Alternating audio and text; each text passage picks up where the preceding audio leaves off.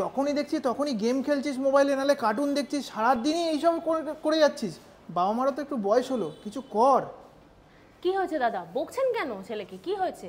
দাদা কি বলবো, ভাই সারা দিন শুধু মোবাইলে নাই গেম খেলছে নাই কার্টুন দেখছে।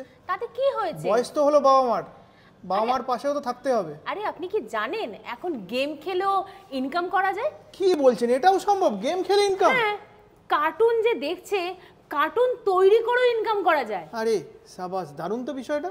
অবশ্যই।